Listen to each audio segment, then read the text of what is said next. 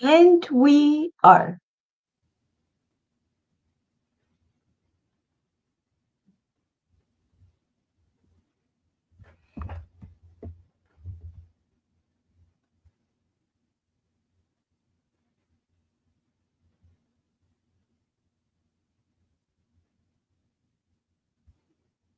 Hi, Lola. Hello, How are you today? I'm amazing, thank you. How are you, Azan? I'm doing great and I'm super excited for today's session. Thank you. Thank you so much for being gracious and then accepting to come and join us today. And I am happy to kind of like continue this series of like Marsh, women in career and all of that. And good morning, good afternoon, good evening to everyone who's joining us today. I hope you're all doing great. Ramadan Kareem for whoever is fasting. And I hope you will enjoy today's session. I'm sure that you're going to enjoy today's session because she is an amazing person and she has an amazing energy. And I'm going to let her introduce herself and but before that, I want to talk about what we're going to be talking about today. So today's session, we purposefully named it Flip the Script and Accelerate because we wanted to get into the conversation where people usually avoid and the conversation that we usually don't talk a lot about it, especially us as a woman. So, Lola, welcome to my career conversations. So Thank you for having excited to me. have you. And go ahead. Okay, I'm going to introduce myself. Thank you for that, Razan. So my name is Lola So Bijide, my name. and I'm an equitable development specialist. So I help individuals, particularly mid-professional and first-level leaders, to really take ownership of their career, but more importantly, to strategically accelerate. I work with FTSE 250 companies to really help their talent thrive, not just survive in their job, but to thrive in their career. I also do career coaching. And prior to that, I did work in investment banking for 20 years as a business manager and as a global head of technology training as well. So that is me. I'm also a wife, a mother, a friend, a sister, just a good, wholesome human being. Love that. And I love I want to start with you having a full-fledged of corporate career, reaching to a very senior level, leading global teams in a very men-dominated space, Mhm. and then deciding to move to doing your own thing and sharing your experience and knowledge and wisdom with the world. How did that happen? So I started off with Merrill Lynch, and that was amazing, and I loved working there. And I went through all different phases. So from Merrill Lynch after 9/11, that was quite traumatic. And I wanted to just get away and being, like you said, in a male dominated environment. I just said to myself, right, what I want to do is I want to thrive and I don't want to undermine myself. So I went from Merrill Lynch and I then wanted to be in a space whereby I was not a minority. So, as we know, being female, you're usually a minority anyway. But when you are a black female, you're also a double minority. And I wanted to get into a space where possibly I wasn't going to be a double minority. So I opted to move to Nigeria and work in one of their largest banks out there, Zenith Bank, which was amazing. And I loved that because it taught me a lot about cross cultural competency. I came back and worked in a variety of different financial institutions, um, which was, I was challenged. I saw barriers and I overcame barriers and I built connections. But what I've always done is support other people to rise as well, particularly those from underrepresented groups. So, as I alluded to, being Black and female, and from a low socioeconomic background at the time, I always wanted to ensure everyone had the same opportunities to thrive in their career. So I was always mentoring, always giving support, always making sure that no one's light was dimmed. Because once you dim your light, it's so much harder to achieve that glow up once the light's been turned down consistently. So I did that all throughout my career and I've really enjoyed it. And I've seen the success of doing that. Love So then that. what? But And what then, was so then in yes, go ahead. 2017, I was blessed with redundancy from my role at Barclays Group. And it was almost like, and the reason why I say I was blessed with redundancy was because I was ready to leave. I wanted to then establish my own career coaching, soft skills training company. And when I had that conversation and they said, you're being made redundant and we're going to work on your compensation package and redundancy package, I was literally doing the Mexican wave inside. I was like, thank you, God, because I was ready to leave anyway. So I opted to set up Solomon Consultancy at that particular point in time. And that was me really finding out who I was, what my value was, and what I have to offer, and how I can share that to a wider audience. So that is why I set up Solomon Consultancy at the time. I love that. And I love how redundancy is something I went through redundancy myself a couple of years back when I was working for General Motors. And at the moment, like it doesn't, you were kind of mentally prepared for it, or Yes. mentally prepared for moving out of that. I wasn't. But it actually turned out to be the best thing that happens to me in my career. Like, and I always talk about it. I always talk about how GM making me redundant was actually the best thing that happens to me. I wouldn't be where I am today without that. So I want to kind of shout out to people, because now with everything going around the world, a lot of people are losing their jobs. A lot of people are going through very stressful time. A lot of people are being made redundant. So I just, if someone who's listening to us today or later on is going through that, we're telling you there is a light at the end of the tunnel, and it's going to be a really, really great experience. So corporate, done all of that, set up your own business. How was the beginnings, like setting up your own consultancy?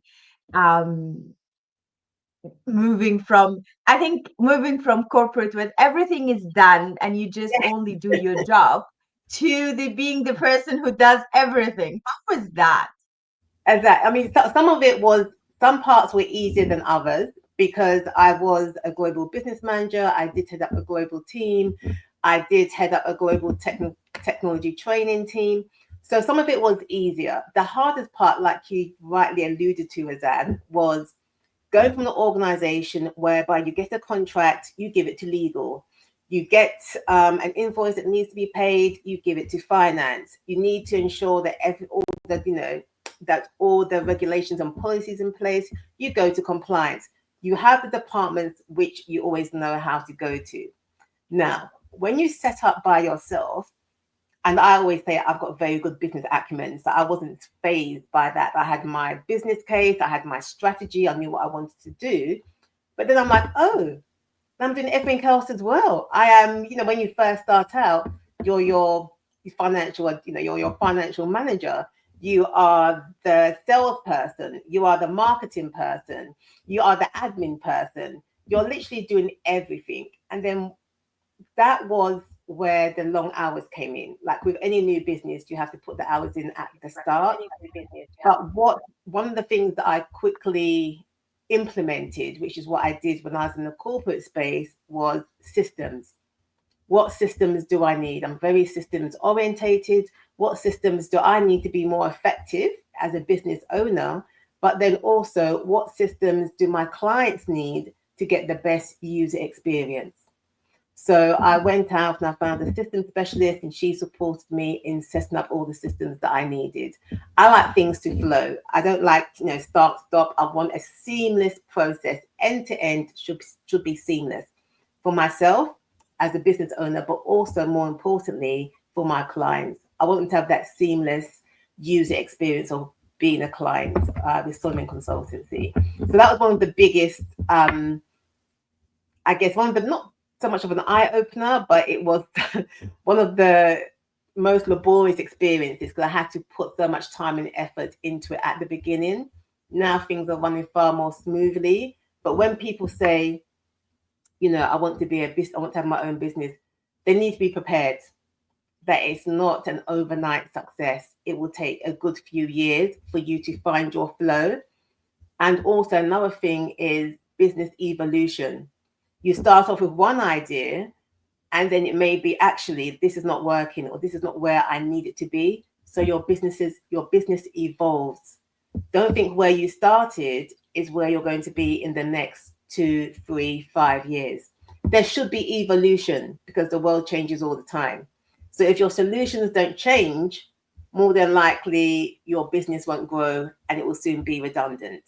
And then you'll be a Kodak business. Love that. And I think this is really important because I think a lot of people miss that. People always, when they shift from corporate or from being an employee to being a business owners, they always focus on the sales, on the money, on the product, but they kind of miss the focus on the systems, the processes, and all of that. I remember I was talking to a woman who exited her business and sold it for, I think, 2 million. And she said she wanted to exit 2 years before when she exited, but she actually had to stay for 2 years to go back and build all the businesses in order for the evaluation of her business to go up, which was kind of mind-boggling kind of thing, because she had a very, very good like revenue in place, but she didn't have systems in place. Systems I want to go and back. usually undermined.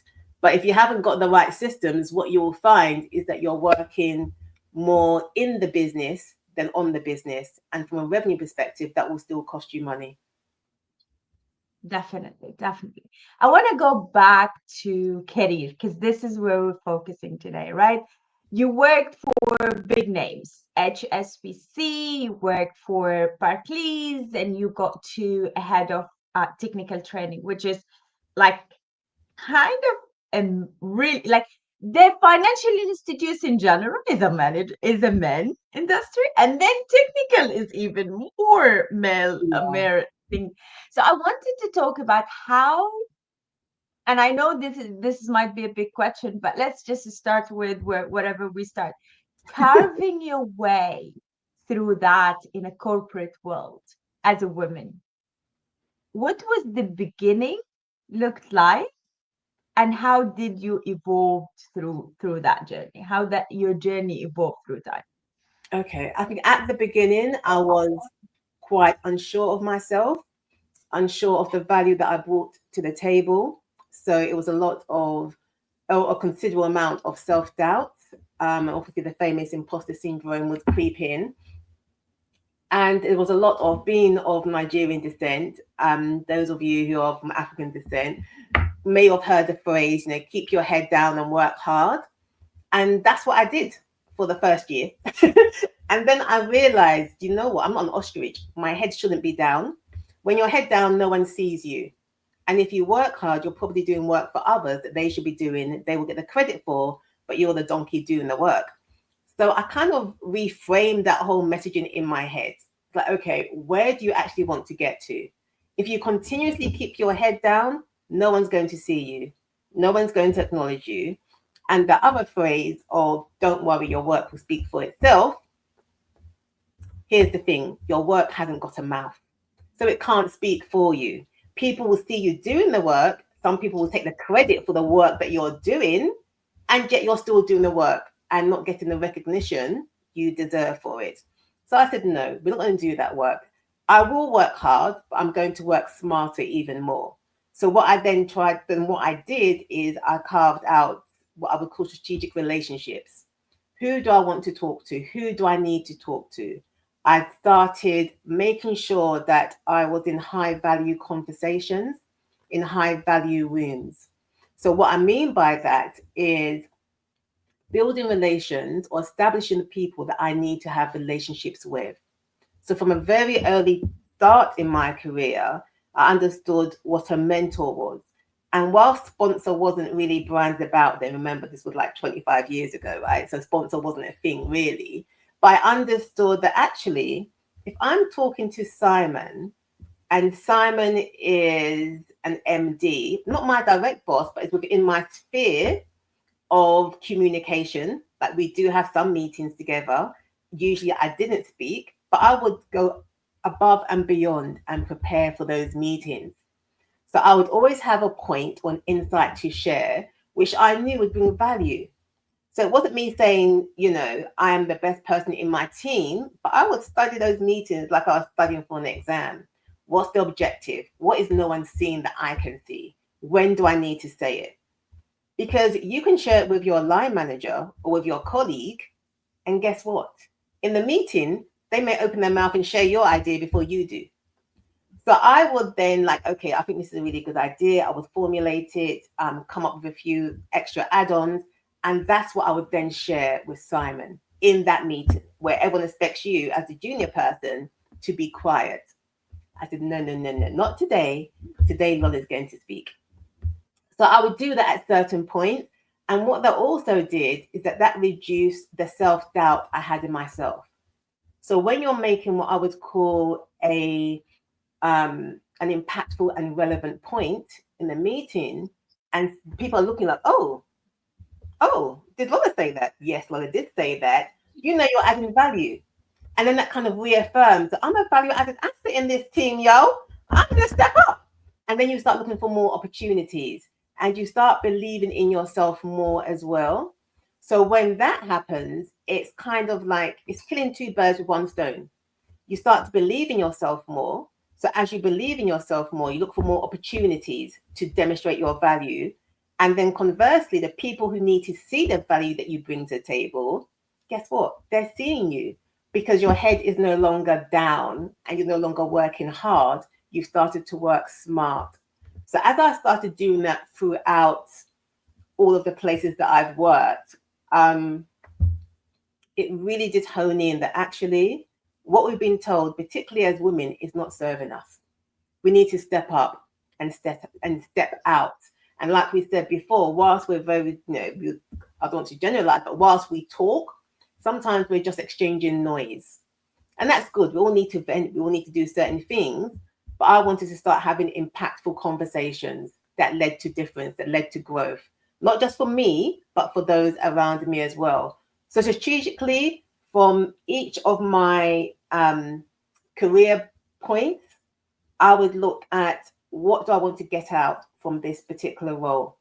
And even before I started the role, I'd be like, okay, these are the areas of development that I need to work on in my leadership journey. So if it's presentations, I want to ensure I've got an opportunity to present to high tier stakeholders. I want to improve my presentation. Is it to lead a team? I want to be in a position where I can lead a team. Is it communication? I want to be able to know that I'm going into these meetings and I'm knocking it out the bag. So I looked for ways in which my areas of development would be met within the role.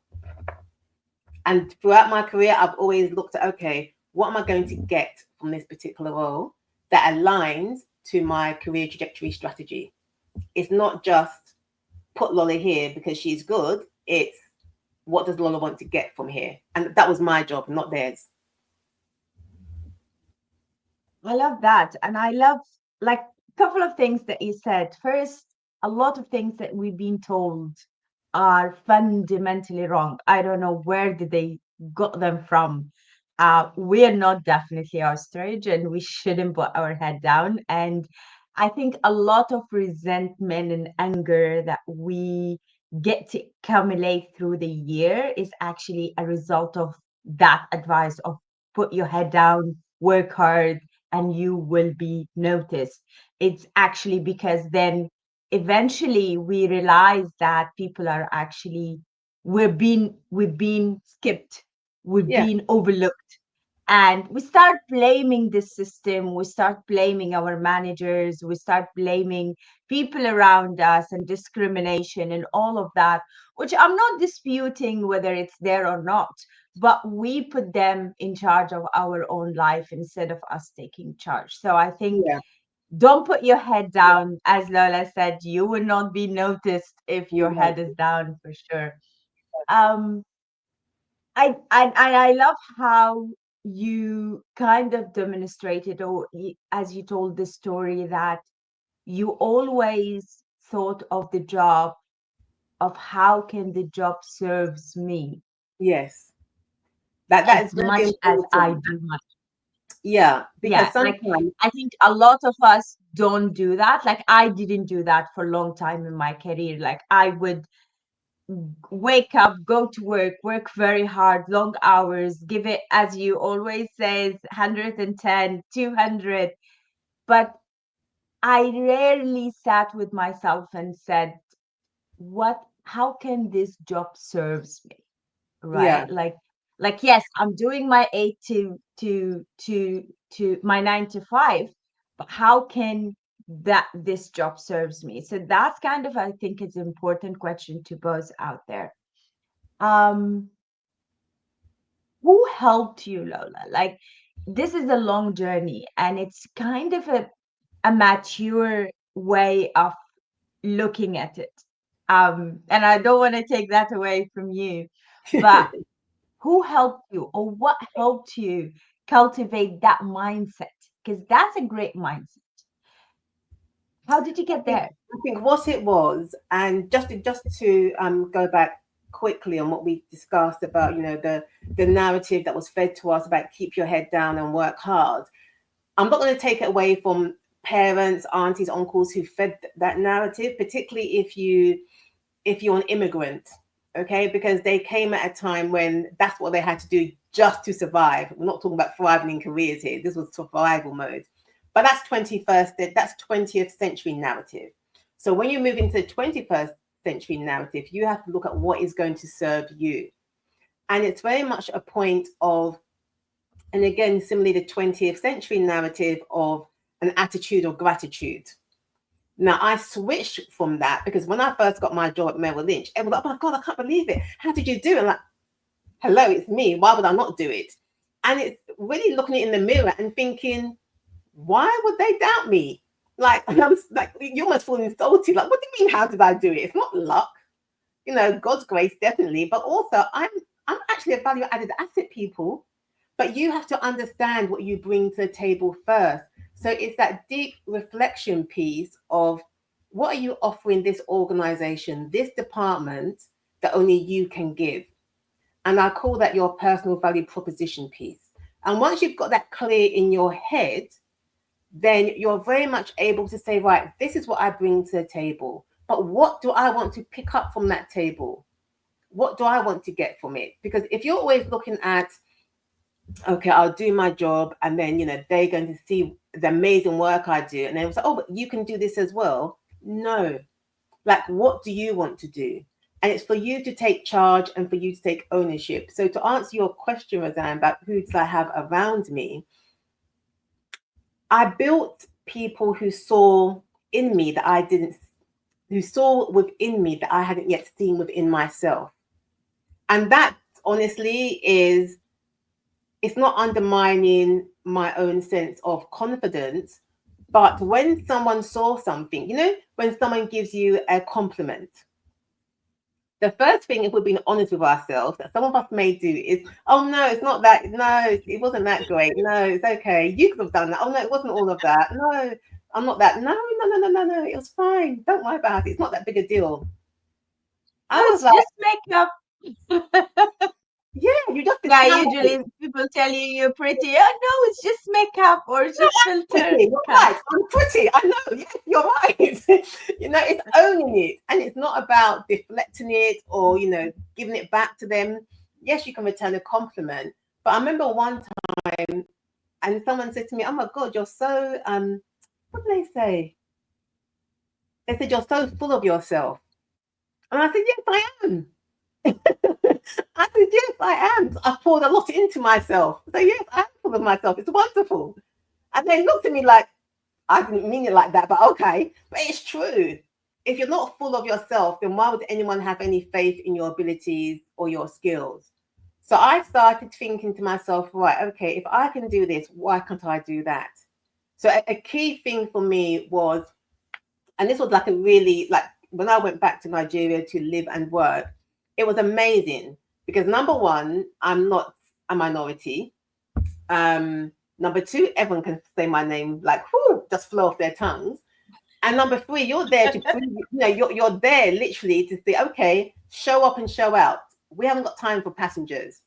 So when I was at Zenith, and that time it was a cash, it's still very much a cash society, but even more so then because there was no debit cards. Um, and Nigerians, we do love to travel. There's nowhere you'd go in this world where you will not find a Nigerian. And if you're thinking on that logic, we fly a lot. There's a lot of travel agents. There's a lot of airlines, and everything is handled in cash. So I worked in the corporate development team in the head office for Zenith.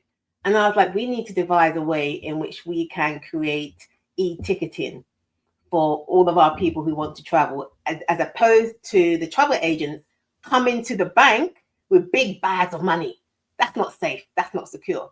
So I worked with the e-banking team to devise something. I made presentations to um, the head of BARC, the head of British Airways West Africa, the head of Virgin West Africa, Ethiopian Airways, Egypt Airways.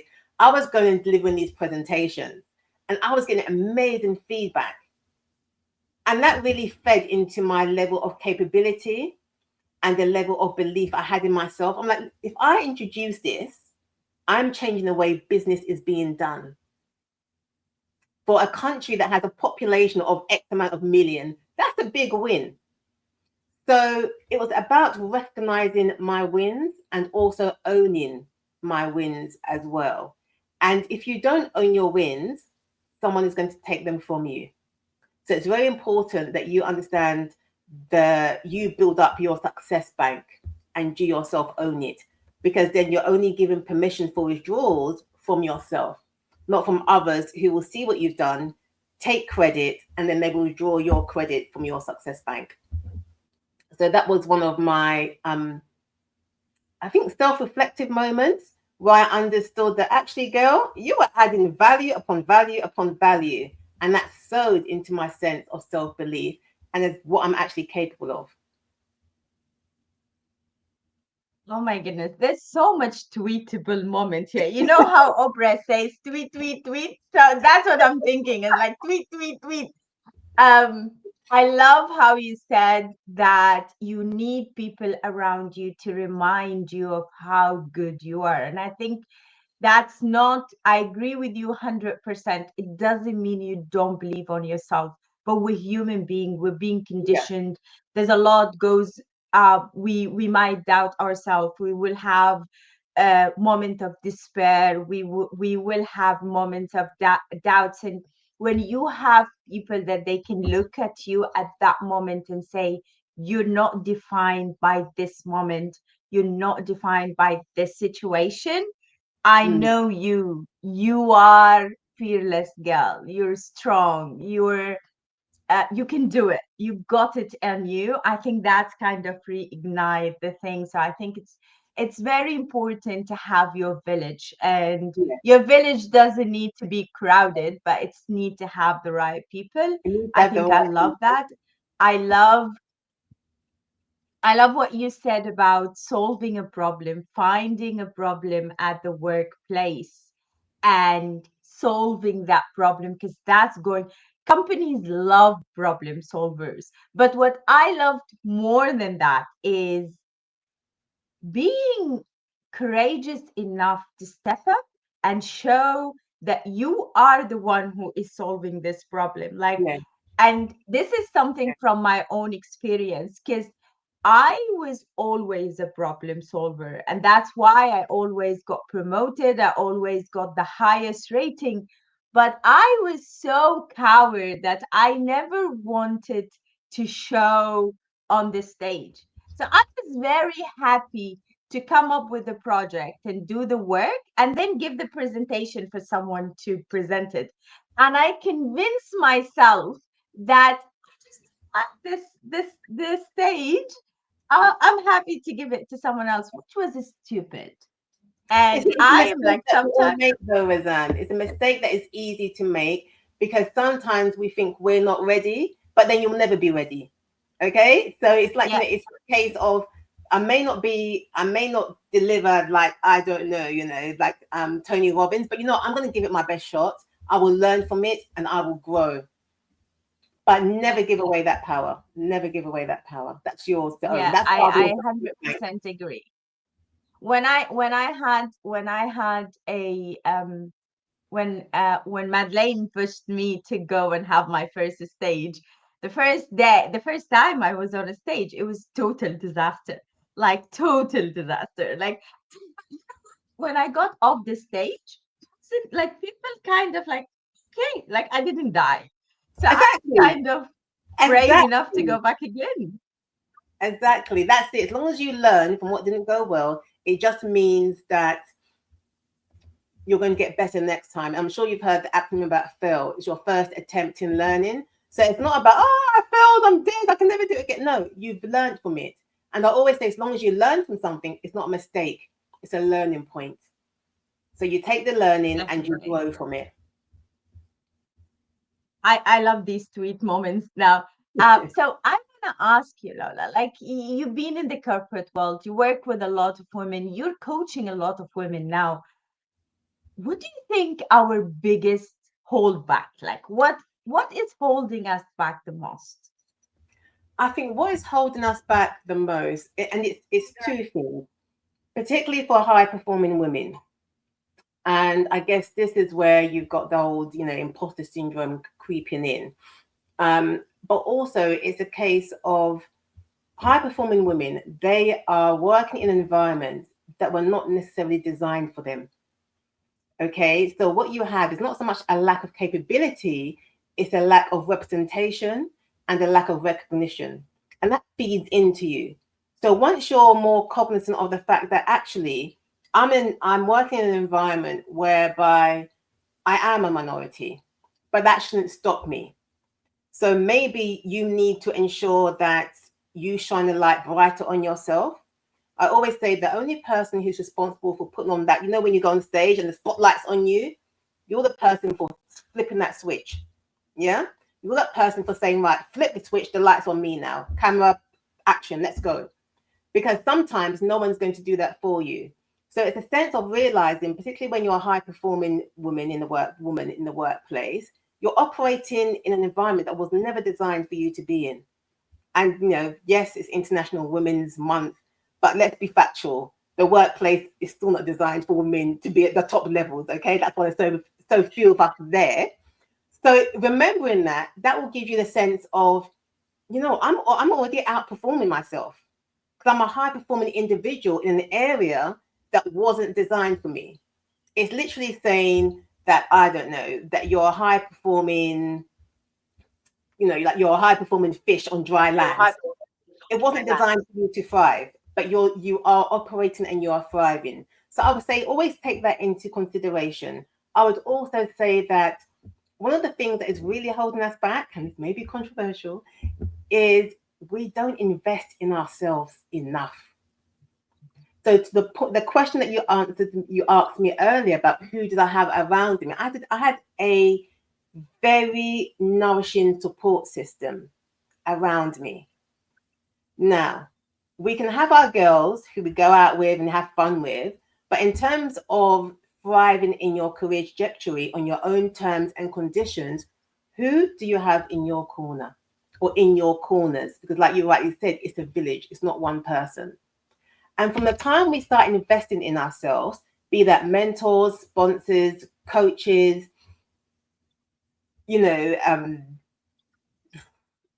stakeholders who can really help and motivate you, that will make the difference. But when you're sitting there and you're thinking, I'm going to work hard and they will see my work. No, we need to start investing in ourselves. We are our biggest asset. And if you want to see your asset grow and thrive on your own terms and conditions, you need to invest in it. Buying the bag, getting the hair, doing your nails every week, beautiful. And they can make you feel good and great about yourself. But for me, that quickly decimates when you're not getting the recognition at work, when you are being overlooked for promotions. Yeah? When your success bank is being withdrawn from other people because you're not owning your credit or you're not sharing your success bank story. So for me, it's why are we not investing in ourselves? And don't get me wrong, I'm not saying go and do another 10 courses to prove your worth. You've already proved your worth, my dear. You've proved it. What you now need to do is go about finding a way to convert that worth into the role that you want, into the career that you want for yourself. Sometimes we try and overcompensate. Oh, I'm going to go and do this another course. Okay. And yet you've done 10 courses and you're still in the same role. What's that telling you? What's that telling you? Okay, so you need to invest in you now. And I think it's something that it takes us a lot of time to get our heads around because we don't do it enough. And it's very important we start reframing what investment in us actually looks like. Because when you reframe it, then you start taking the action. You start taking the action, you start seeing the results. And that changes the trajectory altogether. This is gonna get very kind of red zone because you just kind of flagged so much stuff in my head. I was never a fan, or I was never a believer in the DEI stuff in the workplace. It didn't work for me. I didn't felt the authenticity, and I'm not talking about what company. Wherever I worked, I just saw corporate propaganda, and I think now these programs being rolled back from all of the big companies is just a proof of it was just propaganda. It wasn't as true and rooted as it is. So I think having that mindset of you are on your own and you need to push through and thrive is very important thing. But I wanted to talk about the men club versus the women club. You asked a very good question. You said, who do you have in your corner, right? Your mentor, your coach, but out of the people around you, who do you have in your corner? Who are the sponsors? Who the people that they going to? And while men have their club, we have a cat club. That's a lot of women. I'm sure it's sad, but it's true, right? We have, first of all, we have a very big gap between women in leadership and women in senior or lower gap. That's number one. Number two, women don't have, they have an entourage. They don't have a clique, right? Yeah. And we tend to tear each other apart, which I don't understand. Yes. So, and sadly, it just doesn't end. So I want your take on that. First I want your take on that, why this is still happening in 2024. But I also want, what is the solution? How can we have women club? How can we become the club for another woman to rise and then lift everyone else with her? Okay, excellent. So what I would say about the men's club and the women's club, remember I said that these places So leadership positions, C-suites, they were designed for men. So men have had a much longer time to formulate these clubs. So before they formulated these men's clubs in the corporate space, back in the 1800s, you had the smoking clubs, right? So this has been something that has always been in place. They've just moved it. They've moved it from beautiful Georgian townhouses that we see in Bridgerton to the corporate boards. That's what they've done. They've moved it to the corporate boardroom. So they've always been in place. They've always been in situ. But women have started this journey probably from, let's say, the 60s, right? If we're being honest. We haven't had that long hundreds of years trajectory of building these exclusive clubs. That doesn't mean that we shouldn't be doing it. That doesn't mean that we don't know how to do it. We need to feed into our feminine energy a bit more. What I found when I was in the corporate space is women who felt they needed to thrive had to become these alpha aggressors. And it's like, that's not you. You're taking on a role that is not naturally you. And also there's a mentality whereby there's not room for both of us. I can only be the one female C-suite in this organization. There's not enough for two of us. And I'll never forget a time, this was when I was at Barclays, we went to the town hall, and the CEO at the time, Sir Anthony Jenkins, he did the town hall. And he said that, he was saying to his daughter that, we're looking to increase female representation on our board by 50%. And she was like, Dad, how many females do you have on the board? He was like, we have one. And how many places do you have? And I can't remember how many there was, but it was, it was double digits. And she's like, right, so you're looking to get another one. do you see that as real growth? So it's using percentages to mask the reality. But what I'm saying is that females within ourselves, we can play to our feminine energy, which is to support others. That doesn't mean you're taking away the spotlight from yourself. It means you are understanding that you are enough. There's enough space at the table for another woman to be present. And the more you help others elevate and rise, you're changing the game. Not just for you, but for those who are coming behind you. So I've been in places before whereby, like I say, female MDs feel they have to be this alpha aggressive person to achieve what they need to achieve, but you don't. You really and truly don't. Understand your values, understand your strengths and your skills, and work on that in your leadership journey. For the women's clubs, and this is where you have to be selective about which women's clubs you join. As we know, it's not about volume, it's about quality. And it's also a mutual benefit. So what are you pouring in and what are you getting out? It's not just you're going to replenish other women and drain them from all their energy, but what are you giving back to them as well? It's an exchange.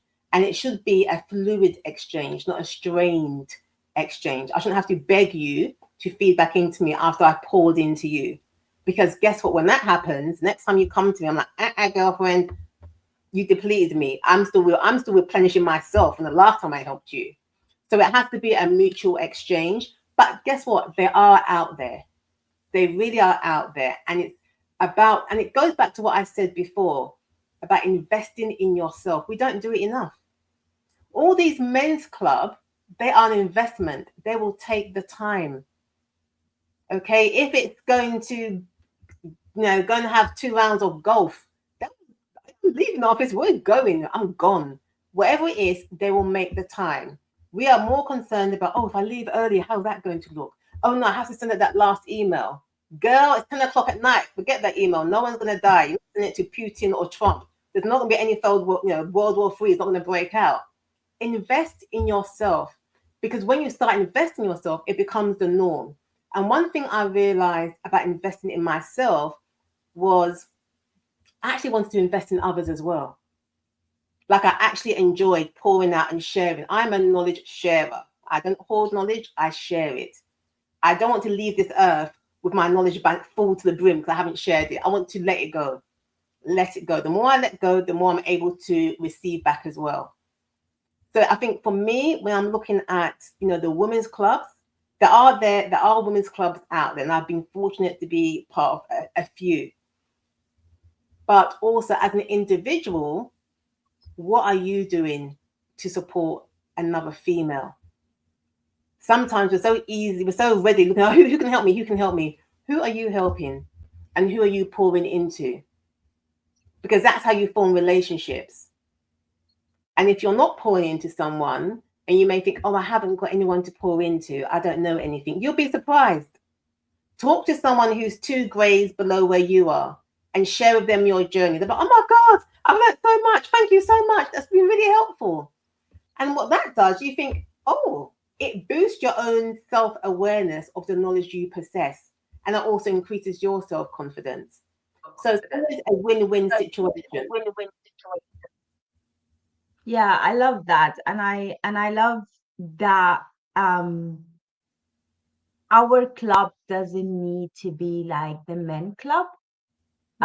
It has to be built based on what works for us, our feminine energy, our natural tendency to nurture and help and support.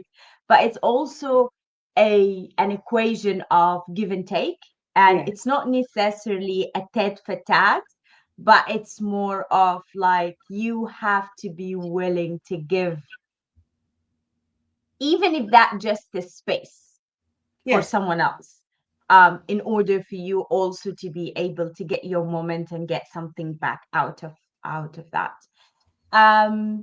So here is a situation. I am a mid-career manager, been the ostrich for quite some time.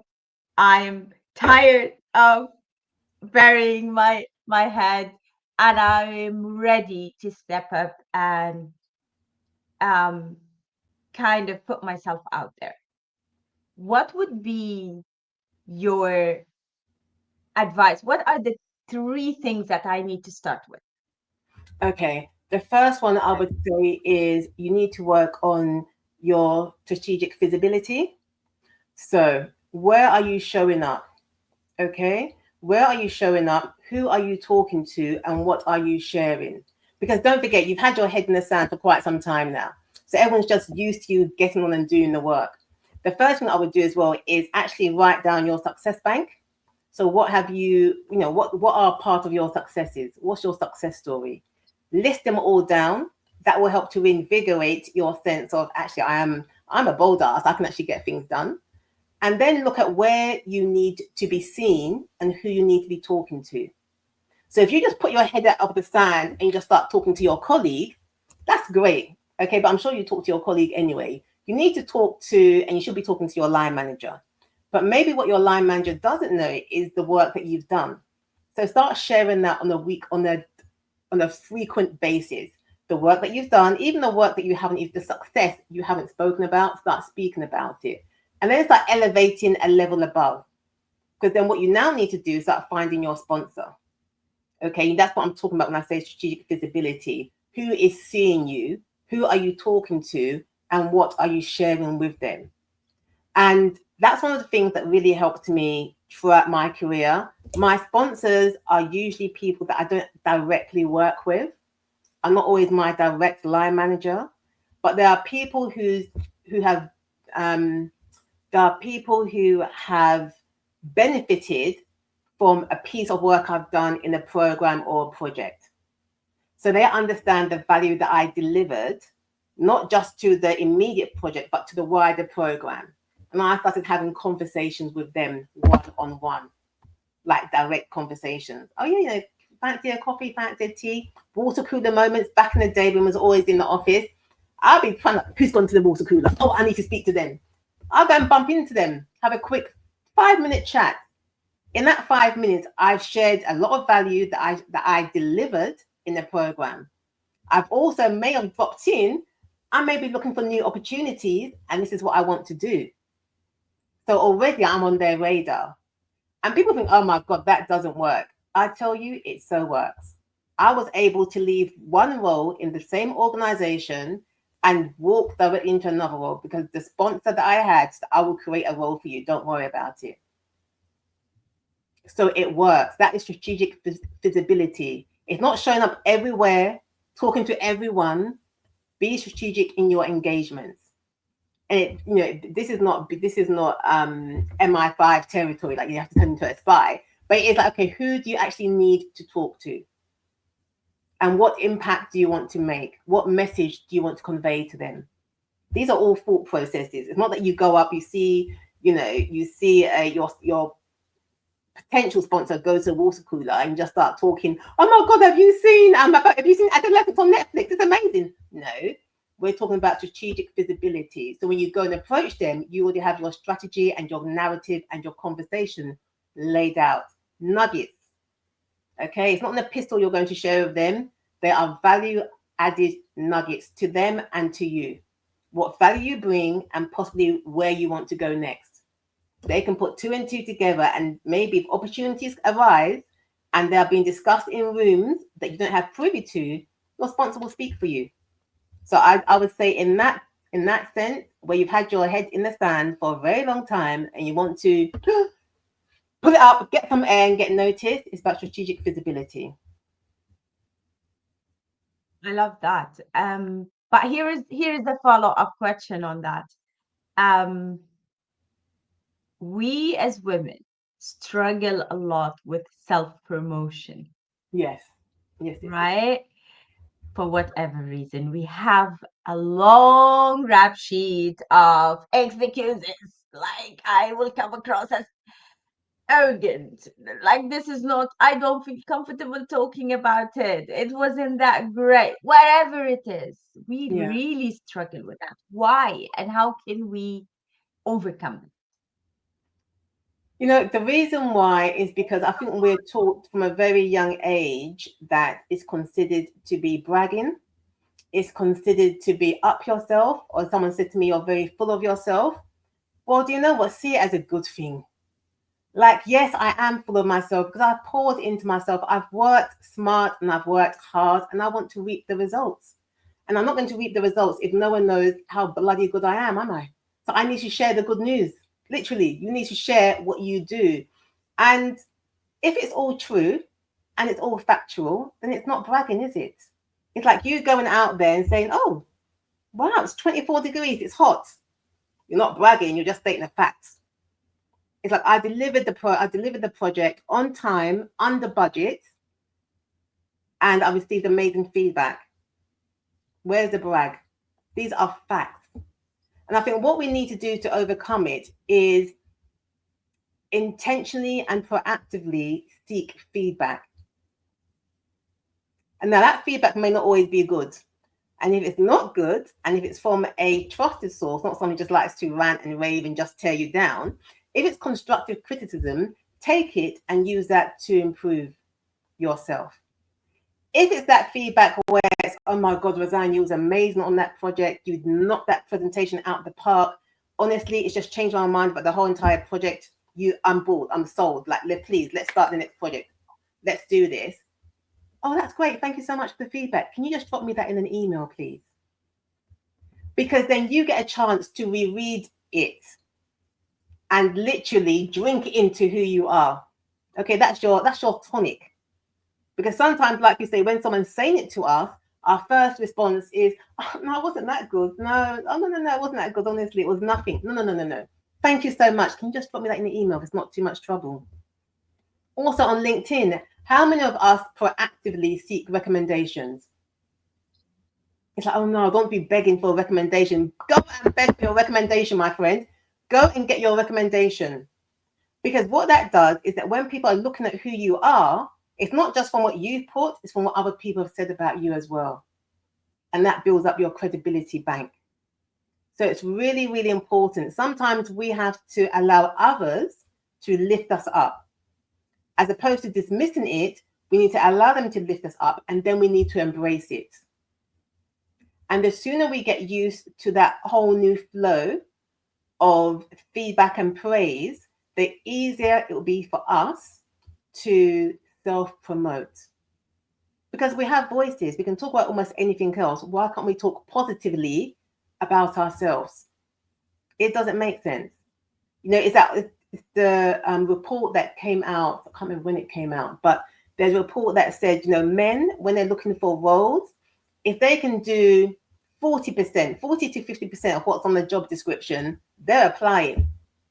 Women, we need to get that nice 80 to 90% that I can do this, even where it has the nice to have, not necessity. Oh, I haven't got that, I can't apply. If I can do, when I was applying for roles, if I could do at least 50% of the essentials, yeah, tell me my CV and I'm sending that bad boy over to you. It's like, I'm not stupid. Whatever I need to learn, I will learn. And I'm a fast learner. So it's not a problem. But it's that essence of, if we don't believe in ourselves, then why are you so surprised that no one else will believe in you? And don't expect your manager to speak up for you. Don't expect the manager to just adorn you with praises 24/7. Because some of the things they may not even know because you have not told them. So self-promotion is critical. It's absolutely critical. And it's something that we need to do on such a regular basis, because we're just falling short. We're falling short. And some of it is due to our own inability to share with others the greatness that we can do. Yeah, more tweet moments. 2023 was a turning point, a turning year in my life, and it was shaped by a lot of events. But I think two highlights were two coaches that I worked with. One of them was Madeleine. You know her, and she's great. And another coach, I can't even pronounce his name. He's a Dutch, and they had completely different way of coaching, and they were coaching me in a completely different places. He was coaching me into dealing with my leadership and with my manager, and she was coaching me on everything that's internal. And the thing is, when I went into these coaching rooms for the first time, there's a lot about myself that I did not know. Yes. And I think that's why having a coach, having a conversation with someone like you, like Madeleine, it just changed the trajectory of how we look at things. And sometimes that's all what you need. You as you said, that's an investment. Being in that room is an investment. You don't need to go and do another course. You don't need to go and do another PhD or master, or you just need to have a conversation with someone who can see through your insecurities, your barriers. Like someone can see through that and tell you, no, why did you try that? Like it's kind of like it just and I love you keep saying having your success bank or having your credit bank, because we depend a lot on validation from people. But having our own checking account is actually, I don't need a credit card. I have my own checking accounts that I'm being a banker like you now. But no, it's important. And like you said, Razan, it's when you invest in, let's say, coaches, the people that I work with, so both men and women, it's very much about getting out of your own head and getting an objective view that will help you identify the stumbling blocks that you have been continuously stumbling over. But more importantly, it's okay, where do you want to go and how can we map out that trajectory to help you get there? And it's work that's done in tandem. I always say, like for me, when I stepped into a leadership role, it's because I did a lot of personal development work previously that I was able to identify the type of leader I wanted to be, the type of leader I didn't want to be, what I wanted for myself as a leader, what I wanted to leave behind as a legacy, and also what I wanted to give to my team. So when you're able to work on yourself beforehand, that's why I like what you said in relation to, having two coaches working in completely different ways. Like people think, oh my God, you've got more than two coaches. Yes, you can have more than two coaches. It's as many as you need to help you to get to where you want to get to. Yeah. But when you're working on the internal, that will help feed into the external as well. So doing all that work within yourself, okay, how do you see yourself?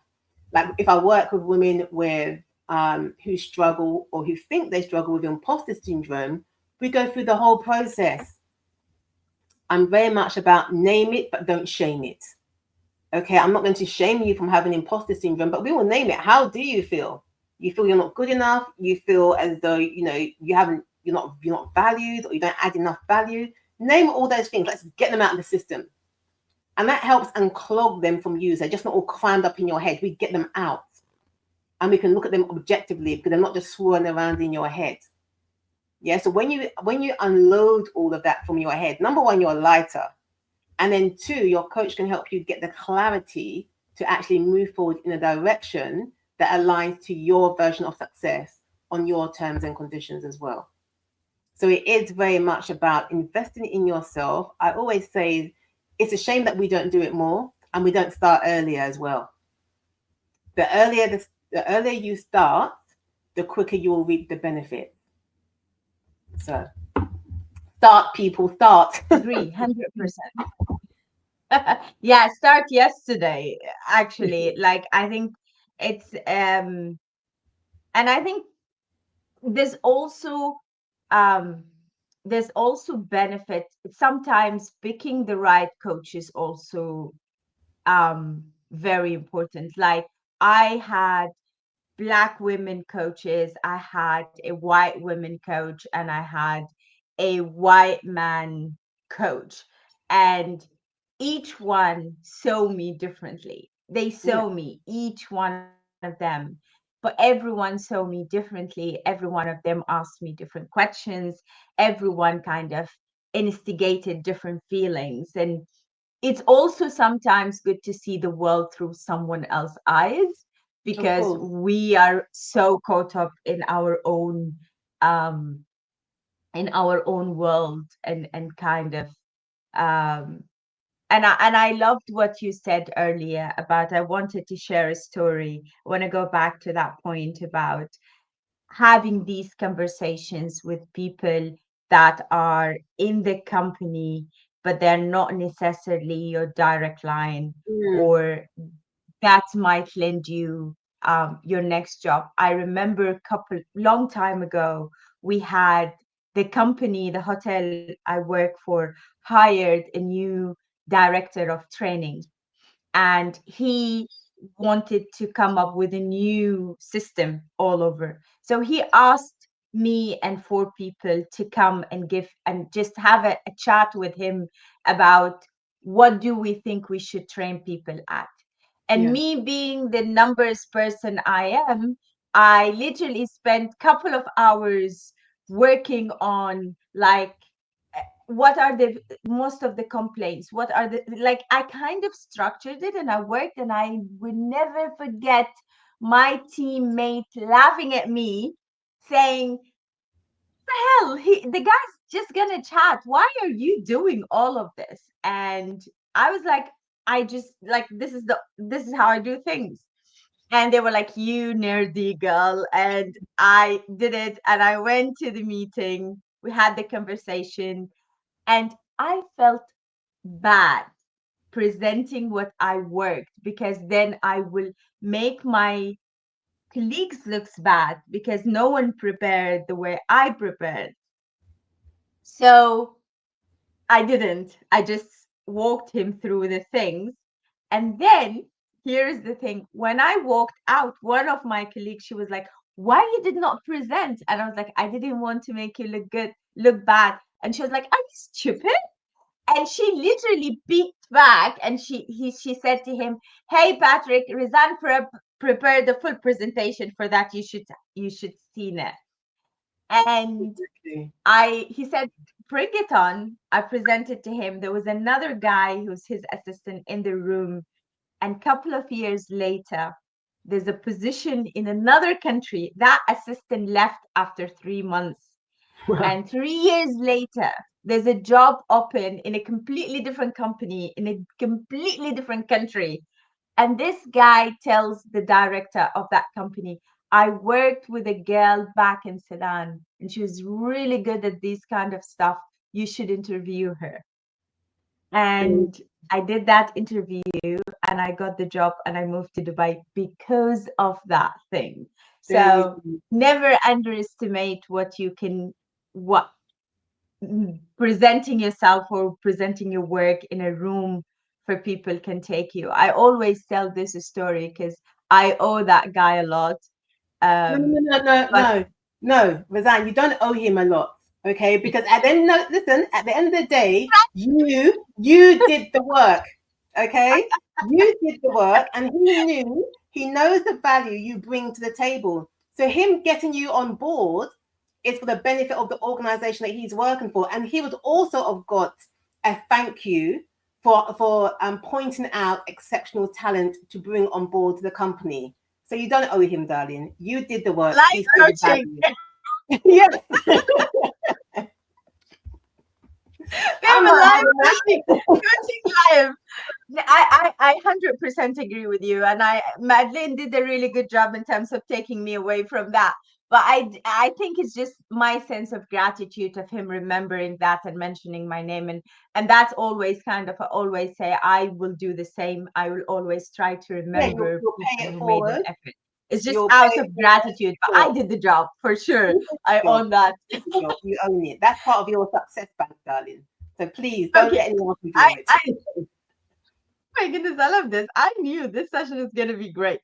So I want to move to the difficult conversations, right? The conversations. You mentioned something earlier, and we were talking about it before the session, that we as a woman, we do a lot of talking, but we do a lot of chatter as well. Like it's more of us venting, chatting, not really impactful conversations.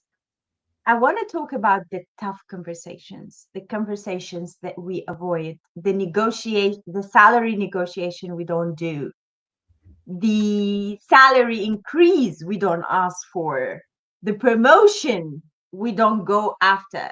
Like or the promotion that skips us and we never go and have that difficult conversation why I'm not the one who's been promoted. Tell me about that. Let's talk about these difficult conversations. I think the difficult conversations, the one thing that really helped me have those difficult conversations, and I would select which difficult conversation I wanted to have, because not all of them I needed to have. Not all of them would give me the rewards or the outcome that I wanted. So I would select the difficult conversations that I would have. And that would be based upon how is this going to impact my trajectory in the next 1 to 2 years. Okay, so within the next 24 months, by not having this conversation, how is this going to impact me? So, and like you said, one of the conversations that I had was around salary negotiation. So I've always been contracting. When I was working in the investment banking world, apart from my last role at Barclays, I was always contracting. So always looking to get a better day rate. And I decided I'm going to take a year out. I'm going to do an MBA because that's my thing, global business management. So I did that, and then I went to go and work. And I remember saying, actually, I want to stick to contracting, but I was put forward for this permanent position. And they gave me the contract. No. I'm like, no. This is what I'm looking for, 6 figures. These are the 6 figures I'm looking for. They're like, right, okay, we go back. I was like, okay, where's and then also looking at the whole package, not just the salary. What's the bonus? What's the private medical insurance looking like? What is my pension contributions looking like? What is my learning and development allowance? I was skimming through everything. And by the time I got the number that I wanted, they thought I'd be happy. I was negotiating every single last and final point to when I started there, I started with Barclays Capital, which is the investment banking arm of Barclays.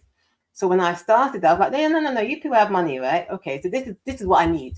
And they were like, oh, no, we can't, no. And I negotiated to get what I wanted because I knew going back into that environment, I'm giving you a lot, so you need to pay me my dues.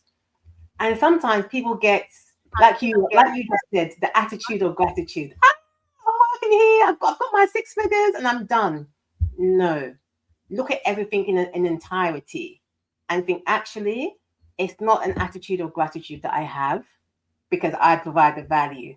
You people should need to be grateful for having me. So this is going to be a mutual appreciation society we're going to build, and I'm going to get my dues. So you have to look at, okay, how is this going to benefit you? Sometimes people go in and they have what it's not even, they make a conversation that doesn't need to be difficult simply because it's an easy win. You know, when you start an argument and there's no argument to be had and you know you're going to win it, oh, I won that argument. There was no argument in the first place. Like that wasn't even a difficult situation. You just made it difficult. So when you identify a difficult situation, is understanding why is it difficult. Also get the clarity of what you want the outcome to be and the business case that supports that outcome. There is no I think this is why it should be done this way. You need to know. In those difficult conversations, your argument needs to be tight. You need to get into LA law mode, which was an old program for way back when, show my age. But you need to get into legalese. You have to understand that why your case makes sense. Why does it stack up? Okay, you need to go in there with evidence. And then you also need to understand what are you willing to compromise on? There's always going to be a compromise. So what are you willing to compromise on? But what are your non-negotiables? Because then once you have done that, you've got the clarity you need to approach the meeting. Keep it succinct and make sure your points get across. We don't want war and peace. Yeah, because that's just then you start rambling. So I would always go, any difficult conversation I've had when I was in the corporate space, I would prepare for it like I'd prepare for an exam. I would practice, I would build my case, I would practice with camera on, record myself. How am I presenting? What's my executive presence saying? How am I coming? What questions may arise? How am I going to counteract those questions? I would prepare for it like I was going into court. Because when you go in there ready, they won't be as ready as you.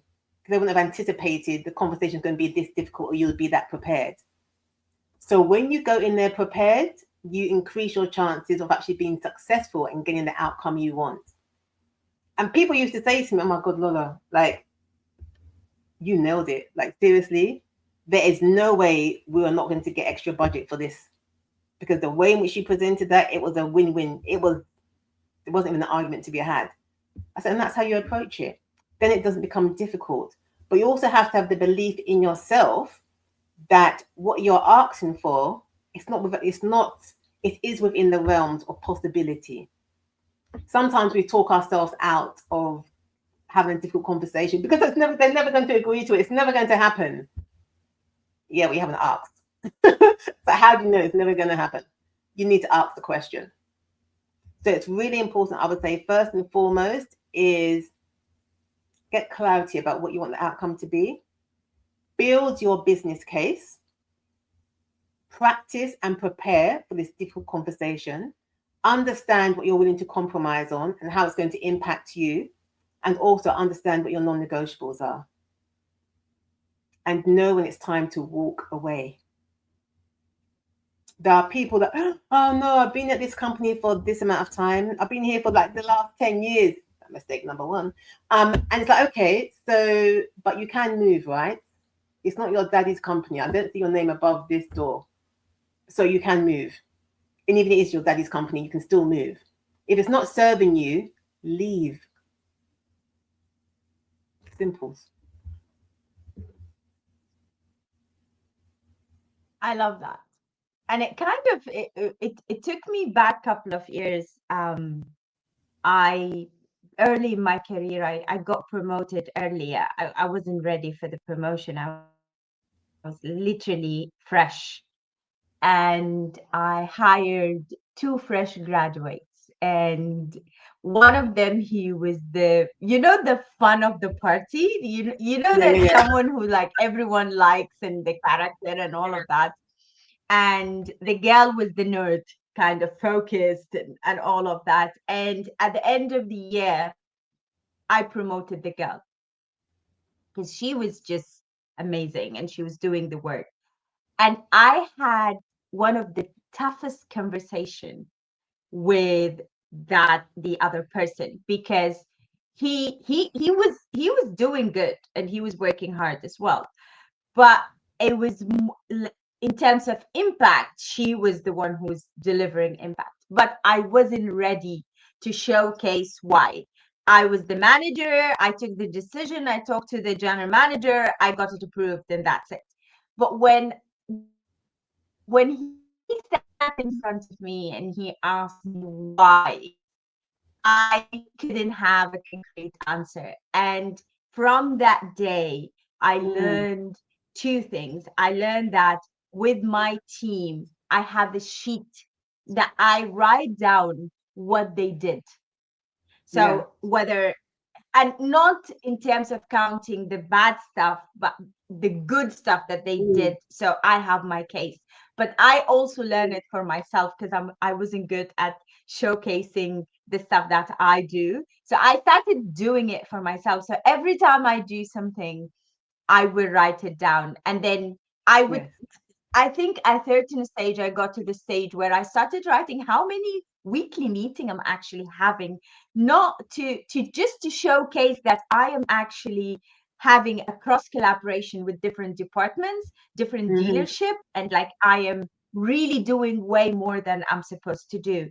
And when I go for my annual reviews, mid reviews, or my promotion, my manager cannot argue with me. Like they yeah, cannot tell me you're not doing the job. You're not. yeah. So I think this is something that a lot of people don't do, is the preparation for And that that's very, conversation. very It's key. very important to It's have very that key. case carried with you. Yeah. And another thing I would add to that is what I did and what I say to my coaching clients is factor in your successes or top up your success bank when there's something to add to it, to every single engagement with your manager. When you just wait until the mid-year review or the end-year review, I can guarantee you the only ultimate goal you have then is to submit it on time. That's it. It's not about, oh, you want to write down all your successes, you want to be strategic with it. It's the deadline is, I don't know, the 24th of March. I need to submit. And that's it. It's frantic. But if you built it up over the course of the year and you add to it continuously, then what you start doing is you literally open up your notebook or open up your document, you scan through it, and you just summarize. And not just what you've done, but also that more importantly, is the impact that it had. So to your point, Razan, when you were saying about all the meetings that you had, my thing is, okay, but Razan, did you also mention the impact that it had? That because of these meetings, our collaborative projects, programs with this department and that department, they accelerated because I'd already engaged all the stakeholders, they were already on board, and that's how we were able to deliver on time. So it's very important to remember that it's not just a list of I did this, I did that, but where's the value add and what impact did it generate? Once you've got that and you're collating it on a regular basis, also you read on a regular basis because it helps fuel your self-confidence. When it comes time for mid-year and end of year review, you just do a snapshot, summarize it, bam. If you need to go into the detail, then you can add on your your War and Peace document of your success bank as an attachment. But it's easier to do when I would say celebrate your successes as you go along. Don't wait until it's the 30th of June and you have to submit your mid-year review, or the 20th of December you have to submit your end of year review. Let it be something that is continuous, and then you yourself will see your growth as well because you're achieving more as the time passes. I love that. And I love the notion of not having it as one event, but rather part of what you do on a constant basis. Yeah. And the fact that if you want to accelerate your journey, or you want to get that promotion or get that new position, you have to strategically think about it and ahead of time. You Yes. can't wait until the job is announced and now you want to No, apply that and you want to go to people to get them to recommend you. everyone by You that time, need to everyone's make in the sure same that boat. that job never advertised. Exactly. Yeah, Exactly. you need to One make sure thing, that everyone think, oh, this job is for you. and another thing I would say just quickly on that, because you mentioned like jobs and promotions, is something that we don't do, but I would heartily recommend it. If you're in a role within an organization and you know genuinely you like the organization, but you need a different type of role, then write down your ideal job description and then write down your business case as to why that role would serve your organization and present it to someone who can make that decision. Don't forget the remuneration part as well. Okay. So factor everything in, do a full on job description. But then also, you have to do the business case as to why your organization would benefit from having that role. Ideally, the role and your CV should match. And then you present it. So the role never goes to market. If it does, it's just to make you know, it's just for compliance reasons. We have to show to advertise for a role. But the role's already yours, and it's yours because you created it. So don't wait for a role to be advertised. If I there's a love role that that. you feel that you can create that will add value to your organization, create the role and submit it to someone who can make the decision. I love that, because I think a lot of us sometimes get stuck of saying, oh, there's no space for me to grow in this company. There's only my manager. I can move. There's nothing more I can learn. And there's nothing more I can add to the table. And this is a real flipping the script and coming up with my own role. Yeah, This is a come up real, with a role.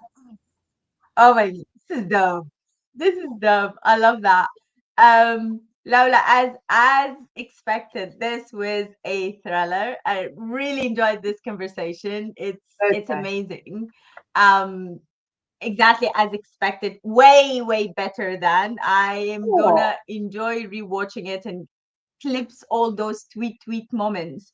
I want to close with a question about, what do you think the one career truth that every woman should know, Oh, that's a good and one. it's going to make a huge impact in the way that they work, they advance, they grow, whatever.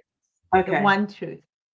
I would say the one truth would be, and I may be greedy and get and give you two. But I would say the first one is this: is you have a choice.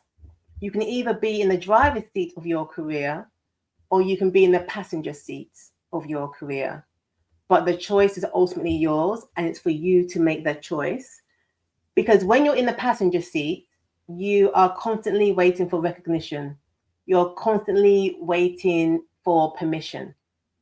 Okay. But when you're in the driver's seat, you are recognizing yourself and you're not asking for permission. You're dictating where you want to go and you're driving your career to where you want it to be. So I'll say that's one truth, because sometimes we get into a position where, like you just said, someone said, "Oh, there's no roles here for me. I can't grow. I can't do this." That's because you're choosing to stay still and you're choosing to be stagnant. Okay, the choice is yours. So you can either allow someone else to drive your career, or you can drive it yourself. But the truth is, you do have a choice, and stop thinking you don't have a choice. The other thing I would say is, you are your biggest asset, and we discussed this. You are your biggest asset. And once you understand that, you're more willing to change your mindset and start investing in yourself. So as you're driving your career, you get to the destination that you have identified for yourself. Because it's very easy to be a career nomad. And what I mean by that is people will say, oh, Razan is good at this, put her in this department. Meanwhile, Razan doesn't want to do this, but she's just been put in this new role because she's good at it. Yeah. It's a strength, but it's not where your values align. And that's because Razan has decided to be a passenger in her career, not in the driver's seat. When you're in the driver's seat, you're saying, actually, this is where I want to go, and this is why we'll add more value. You place yourself there. So those are the truths I would say. You're not a passenger in your career. You are able to be the driver, and you should take that position, own it, and accelerate it. Also, that you are your biggest assets. And as with any asset, you do need to invest in it to really reap the returns on it. So let's start investing in ourselves. More tweet moments. I just love this. And I love how, like, it's just you, like, I'm speechless. I just love this. Thank you so much for being here. We have like really, Mason is saying thank you so much for sharing experience. We have someone else saying, Lola is sharing more amazing insights. You're sharing, more people should be listening to this. I'm actually now thinking that I'm going to reshare this in my personal page and I'm going to broadcast it into my, because oh my goodness, this was amazing. Like I personally really enjoyed it. Thank you so much for being Thank you for having joining me, me today. I really appreciate And it. Thank if you you. want to close with anything you want to say. Obviously, I'm a career coach, so I do have 3 spots available for my 6-month program. I also do cohort coaching within organizations as well, and I do first level leadership coaching. So if you are a first time leader and you've been promoted and you're like, I don't know how to manage a team, I'm not quite sure what type of leader I want to be, let's connect and let's talk. Love that. Love that. I think anyone who would have you as a coach will be super lucky, because I think there's a lot comes with us taking new responsibility and making the right decision, and having the right person on your back will make a huge difference in your career. So if you're listening to this, you know where to find Lola. I'll share her LinkedIn profile again. Thank you so much for being with us today. It was amazing. And we're definitely going to do another one for sure. I look forward to it. Thank you for having me, Razan. I look forward to it.